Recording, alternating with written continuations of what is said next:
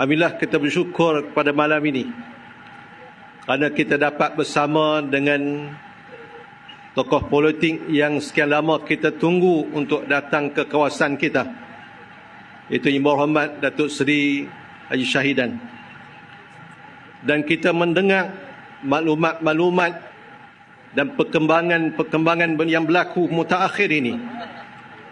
Bahkan saya yakin semua kita yang hadir prihatin dengan perkembangan mutaakhir ini. Lebih-lebih lagi berkaitan dengan Yang Amat Berhormat Menteri Besar Kedah kita. Tuan-tuan, tidak ada kerajaan, bahkan tidak ada tamadun yang kekal. Hari itu kita sambut Aidil Adha. Dalam kitab-kitab sirah menyebut bagaimana Nabi pada 9 Zulhijjah menyampaikan khutbah di Padang Arafah. Selesai daripada menyampaikan khutbah, turun ayat yang ketiga daripada surah Al-Ma'idah. Antara ayat yang ada dalam itu adalah Allah Subhanahu wa taala menegaskan, "Al-yawma akmaltu lakum dinakum wa atmamtu 'alaikum ni'mati wa raditu lakumul Islam madinah." Pada hari ini aku sempurnakan bagi kamu agama kamu. Aku cukupkan bagi kamu nikmatku dan aku redha Islam sebagai agama kamu. Para sahabat yang melakukan ibadat haji bersama dengan Nabi seramai 114,000 bergembira dengan turunnya ayat ini. Nabi melihat Sayyidina Umar radhiyallahu an menangis, orang lain bergembira. Sayyidina Umar duk teriak. Lalu Nabi tanya kepada Sayyidina Umar, kenapa dia teriak? Sayyidina Umar menyatakan, laisa ba'dal kamal illa nuqsan. Tidak ada sesuatu yang telah sempurna, melainkan dia akan berkurangan.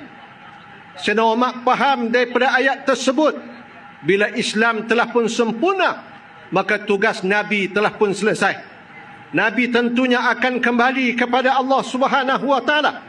Islam akan berkurang dengan kewafatan Nabi SAW. Dan itulah yang berlaku selepas itu. Tuan-tuan, Islam pernah berkuasa di dunia ini. 2/3 dunia pernah ditadbir oleh Islam. Islam pernah memakmurkan Sepanyol selama 800 tahun. Islam telah memperlihatkan keadilan di India selama 1100 tahun. Islam telah pun dibela oleh kerajaan Osmaniyah selama 600 tahun. Tapi di mana kerajaan dan kehebatan kerajaan dahulu? Tak ada tamadun, tak ada kerajaan yang kekal, tidak ada tokoh, tidak ada pemimpin yang juga akan kekal. Semuanya akan menusut. Kita, tuan-tuan, lahir dalam keadaan tak bertenaga. Kuih besar, kuih bertenaga. Sampai umur 30-40, kita kuat. Lepas itu mula meloreh. Sampailah kita meninggal. Begitulah yang berlaku dalam politik. UMNO, tuan-tuan, 64 tahun berkuasa di Malaysia. UYUP sudah pun tidak diberikan kepercayaan oleh rakyat Malaysia mulai daripada PIU yang ke-14 yang lalu. Dan mereka tak mampu bangun. Dan yakinlah, walaupun dalam PIU 15 melalui PRN nanti, mereka juga tidak akan dapat bangun dan tidak akan mendapat kepercayaan daripada rakyat ni Kedah khususnya. Tuan-tuan, kalau PS waktu dulu mereka bangun memperjuangkan hak rakyat, kononnya mereka, tuan-tuan, nak turunkan harga minyak. Mereka akan turunkan harga barang. Mereka akan berusaha untuk turunkan harga bil elektrik. Mereka, tuan-tuan, berusaha untuk membongkar penyewangan yang dilakukan oleh BN. Seperti yang disebutkan oleh Yang Berhormat tadi, berkaitan dengan kapal LCS. Tuan-tuan, ternyata PH mereka hebat waktu mereka jadi pembangkang. Tetapi bila mereka jadi kerajaan, mereka gagal untuk berperanan. Minyak tak turun-turun sampai kelar. Kapal yang dulu 6 biji dengan harga 9 bilion, naik 11 bilion, turun jadi 5 biji pula dah. Tuan-tuan, bil elektrik yang mereka dulu perjuangkan untuk diturunkan, bukan turun, kuih naik lagi ada. Barang-barang duk naik harga, tapi menteri tak nampak. Tuan-tuan, barang turun, barang naik harga, nilai ringgit jatuh. Bagaimana pelaburan yang keluar secara bersih daripada negara kita, tuan-tuan, telah pun lebih daripada 4 bilion. tiap-tiap minggu pelabur jual tuan-tuan saham mereka di Malaysia kita ini kerana tak yakin dengan ekonomi yang ada. Tuan-tuan, PS ternyata gagal untuk menjadi kerajaan. Mereka berperanan, mereka hebat. Bila jadi pembangkang, maka kita kena pastikan mereka kembali menjadi pembangkang. Barulah nampak mereka tu cerdik dan pandai. Waktu jadi kerajaan ni tak cerdik sangat nampak, tuan-tuan. Macam-macam perkara yang mereka buat yang bercanggah dengan apa yang mereka cakap. Jadi tak boleh untuk kita lama-lama dalam keadaan semuanya dalam keadaan menderita. Terasa, tuan-tuan, dengan apa yang berlaku di sekeliling kita. Lebih-lebih lagi berkaitan dengan ekonomi. Muslimin, muslimat mati sekalian, kajian Kedah kita ini buat dalam tempoh 3 tahun daripada kerajaan ini diambil alih pada 17 Mei 2020. Tuan-tuan, dalam tempoh 3 tahun, berbagai pencapaian telah pun dibuat oleh kerajaan di bawah pimpinan Yang Berhormat Menteri Besar kita. Seperti mana yang disebutkan oleh Yang Berhormat tadi. Contoh, berkaitan dengan geran tanah. Dalam tempoh 3 tahun, 7,233. Ni tak campur dengan bagi di Guang tadi, tuan-tuan. Yang Berhormat bagi terbaru di Guang tadi, di Masjid Usta. Tuan-tuan, dalam tempoh 3 tahun, tuan-tuan, hampir 8,000 geran dibagi. Macam mana boleh bagi? Pasal apa dulu UMNO, PH dulu tak boleh bagi? Pasal apa, tuan-tuan? Pasal tiap-tiap minggu mesyuarat kelulusan tanah dibuat oleh Yang Berhormat Menteri Besar bersama Esko dan juga para pegawai. Awak dulu tak buat tiap-tiap minggu ke? Dulu setahun sekali, tuan-tuan, mesyuarat kelulusan tanah. Setahun sekali. Lah ni tiap-tiap bulan ada kelulusan tanah dibuat oleh kerajaan negeri. Mampu memberikan geran tanah dan juga lesen pendudukan sementara. Hampir 8,000, tuan-tuan. Tuan-tuan, ni ada sesuatu yang akan mengingatkan rakyat bagaimana prihatin dan juga bagaimana ambil beratnya kerajaan yang ada hari ini pada rakyat yang selama ni menuntut, selama ni menunggu puluhan tahun minta tanah tak dapat-dapat. Tunggu dekat pilihan raya, dijanjikan untuk diberi geran nanti. Kalau sokong, kami akan bagi ke apa geran. Habis pilihan raya, tak bagi. Sampai 50 tahun lebih, tunggu pun ada. Tak bagi-bagi. Bila dapat baru ni, tak lain tak dapat nak digambarkan melainkan cucuran air mata sahaja.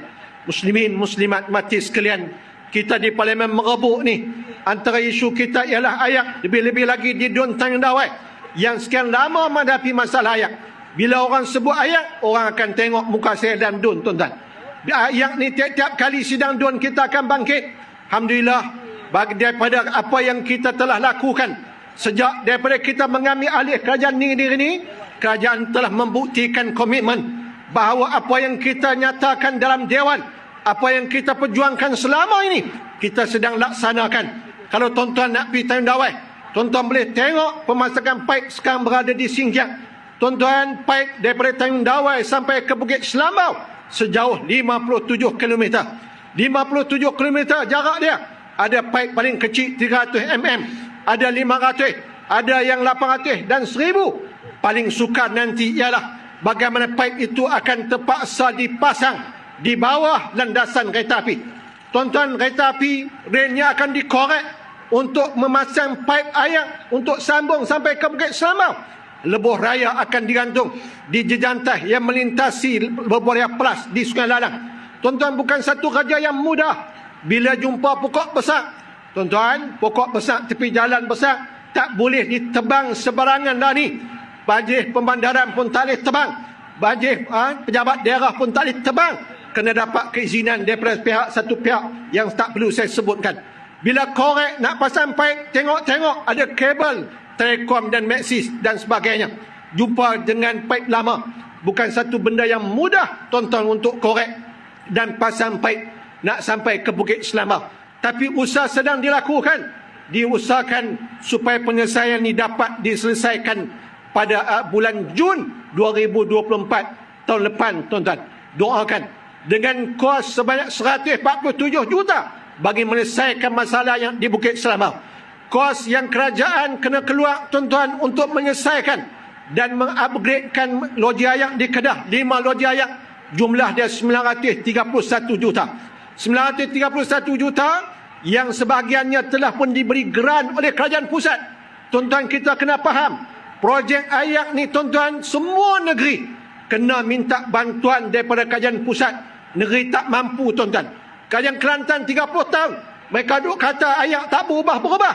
Pasal apa tak berubah? Pasal pusat tak bagi bantuan, tak bagi peruntukan yang sepatutnya. Walaupun ada peruntukan undang-undang melalui SEPAN dan juga PAP, mereka perlu bagi bantuan kepada kajian negeri, tapi mereka tak bagi kat Kelantan. Tuan-tuan, dia 2.2 bilion hutang Kedah. Daripada 2.2 bilion, 1.9 bilion adalah hutang ayak. Hutang ayak kita Kedah ni pasal apa jadi banyak? Tuan-tuan, bila nak buat projek ayak, daripada zaman dulu sampai Kedah, kena minta kat pusat. Pusat akan bagi dua pilihan. Pilih salah satu. Kajian negeri boleh pilih sama ada minta dapat grant tu tak ada bayar, tuan-tuan. Hutang tu tak ada bayar. Tapi kontraktor projek tu akan ditentukan oleh kajian pusat. Negeri akan terima hasil saja. Yang kedua ialah ambil dengan jalan hutang, dan hutang tu kena bayar. Cumanya lebih ambil hutang ni, kajian negeri boleh tentukan siapa yang akan buat projek itu. Kontraktor ditentukan oleh kajian negeri. Kajian dulu tuan-tuan tak mau ambil grant pasal mereka tak boleh tentu kroni mereka buat projek. Mereka sanggup ambil hutang. Tu yang jadi hutang ayak Kedah sebelum ni 1.9 bilion. Mereka tak minta korang. Bila kita ambil tuan-tuan, kebetulan kajian pusat pun PN perintah, kita berjaya dapat tuan-tuan pengurangan hapus kira hutang tuan-tuan. Alhamdulillah, saya ingat bulan Mac tahun 2021, 2022, Datuk Seri Tuan Bahim Tuan Man, Menteri Ayak, mai ke Kedah dan mengumumkan 680 juta dihapus kira daripada hutang Kedah. Kita usaha pula 430 juta untuk dihapus kira. Awak kan dulu tak buat. Mereka pandai-pandai buat hutang, tambah hutang. Lepas itu mereka tak minta kuat. Tuan-tuan, ni bahana bagi kerajaan yang tak fikir untuk kesian rakyat, fikir poket sendiri saja. Ada pilihan boleh dapat grant, tapi dah tak boleh tentukan kontraktor, tak boleh tentu siapa buat projek. Tuan-tuan, mereka sanggup ambil hutang. Muslimin muslimat mati sekalian, doakan moga-moga projek ayak di seluruh Kedah, terutama di Perlis Memerebuk ni, dapat diselesaikan dalam tempoh yang segera. Muslimin muslimat mati sekalian, kerajaan kita juga telah pun menyediakan berbagai-bagai kemudahan. Tuan-tuan, tempoh sebelum ni zaman Ustaz Izan, tuan-tuan, saya yakin tuan-tuan muslim semua ingat zaman Ustaz Izan Abdul Razak buat kafalah, wang kafalah ataupun wang khairat kematian RM500. Bila kerajaan PAS 2013 tak dapat dikekalkan naik UMNO, wang kafalah ni UMNO nak buang malu, mereka kekalkan. Tapi daripada 500 mereka korang bagi jadi 250. Bila PH menang 2018, dia penaik tuan-tuan jadi RM300. Tapi syarat dia hanya boleh bagi untuk setahun dalam satu dul 80 orang dia boleh mati. Macam mana nak kira dengan malaikat maut, tuan-tuan? Lebih 80 tu tak layak, tak berhak dapat. Bila kita ambil tuan-tuan alih kerajaan negeri, kita buang syarat ni, tak ada syarat 80 orang. Semua agama, semua bangsa cukup syarat dalam golongan B40, tuan-tuan boleh mohon untuk dapat wang kafalah ataupun wang khairat ini. Dan kita penaik tuan-tuan daripada 300 jadi 500. Naik 500 banyak pula orang mati. Tuan-tuan, harap kerajaan kita ni dikekalkan dan kebaikan-kebaikan yang dilaksanakan sebelum dapat diteruskan. Anak-anak kita dapat bantu awal kemasukan, tuan-tuan. Ada tabung Tengku Mahmud yang dulu Ustaz Izan buat, lepas itu macam mati gitu, tak dipedulikan oleh UMNO sebelum ni.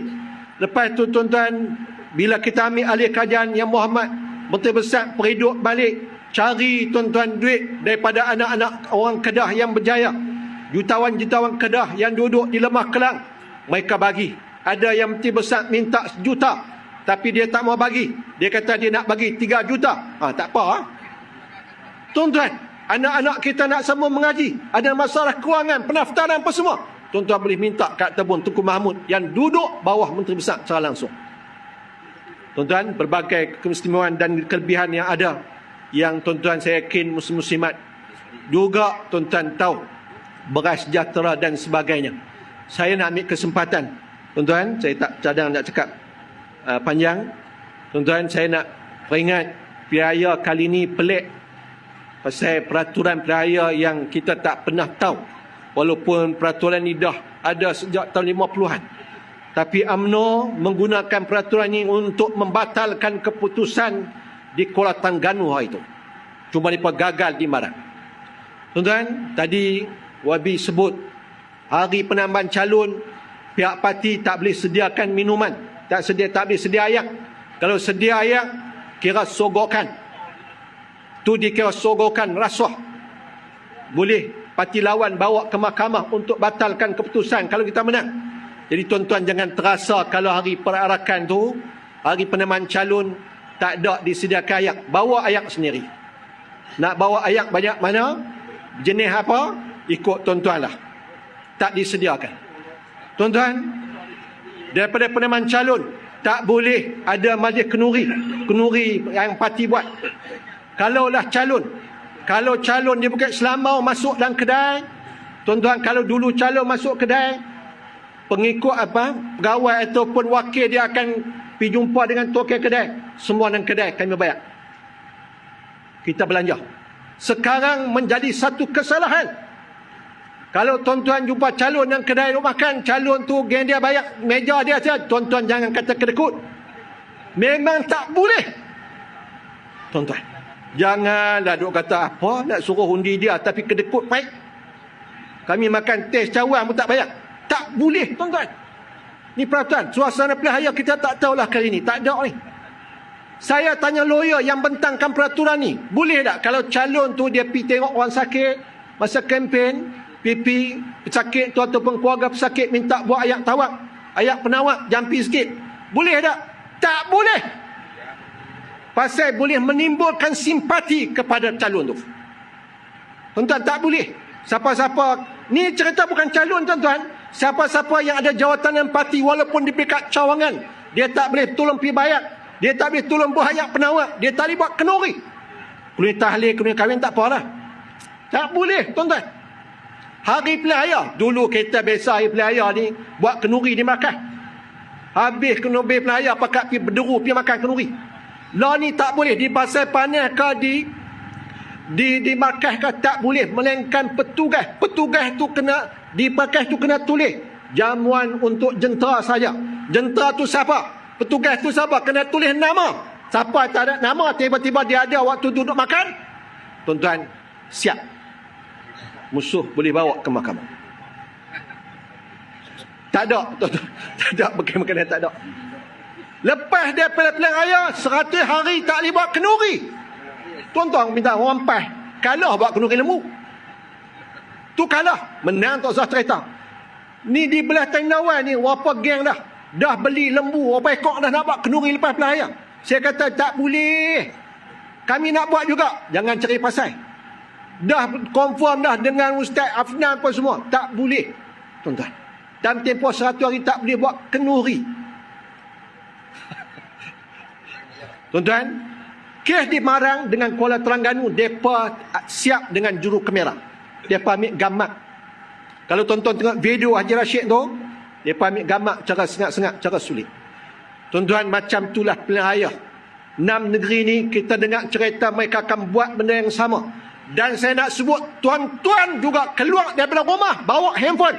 Pastikan handphone tuan-tuan ada kamera yang elok untuk ambil gambar kalau mereka pun buat kerja yang sama. Tuan-tuan kalau makan di kedai, tak boleh pihak calon ataupun wakil dia pergi bayar kat tuan kedai. 2 minggu pilihan raya ni, makan percuma saya patut kedai. Kami bayar siap-siap ni. Ataupun nanti ni lepas pilihan raya, kami mai tanya, abang berapa? Kami akan bayar. Tak boleh. Kira kali pilihan raya kali ni, kalau orang hak biasa duk pau calon, tak payah nak pau calon lah kali ni. Tak boleh. Bukan kata ejen. Tuan-tuan, istilah ejen tu sekarang ni melibatkan siapa-siapa saja yang ada jawatan dalam parti, walaupun jawatan dia kecil. Tuan-tuan, kereta ni bahaya. Jadi saya antara besar saya nak sebut ni lah, supaya kita jangan mensia-siakan undi kita dan jangan membatalkan keputusan. Lebih-lebih lagi kalau kita mencapai kemenangan PIN nanti, jangan dengan sebab kesilapan kita, pasal tak boleh makan, mereka tak sedia, kita mengamuk pergi nak makan. Jangan, lingkup tuan-tuan. Jadi ada banyak lagi saya pun tak ingat peraturan-peraturan pelik ini. Jadi mereka telah menggunakan atas tersebut dan pengalaman di Kuala Terengganu dan Marang jadi panduan untuk kita, dan kita yakin mereka akan guna cara yang sama untuk tuan-tuan mereka sebutan pilihan raya, lebih-lebih lagi di Kedah ni tuan-tuan. InsyaAllah doakan moga-moga Allah Subhanahu Wa Taala memberikan kemenangan kepada kita di Parlimen Merebuk, di Dun Tendawai dan juga Bukit Selamat. Biar tuan-tuan Parlimen Merebuk dengan dua Dewan Negeri, kita tuan-tuan bagi 3-0 kepada PH dan UMNO. Boleh tak tuan-tuan? InsyaAllah kita akan pertahan di Dun Tendawai dan kita akan mencapai kemenangan di Bukit Selamat. Kita bekerja untuk mengekalkan Yang Amat Terbesar sebagai Menteri Besar, dan kita juga akan mengekalkan kerajaan negeri ini untuk sebagai jawapan kepada pihak PH bahawa rakyat Kedah menolak mereka dan mereka kena kembali menjadi pembangkang. Bila mereka jadi pembangkang, baru mereka aktif, baru mereka boleh fikir balik, cara fikir baru nampak cerdik sikit bila jadi pembangkang balik, insyaAllah. Sekali itu yang dapat saya sampaikan. Terima kasih kepada semua yang hadir meramai dan memeriahkan majlis pada malam ini. Moga-moga Allah Subhanahu Wa Taala merahmati kita semua. Wallahu a'lam. Assalamualaikum warahmatullahi wabarakatuh.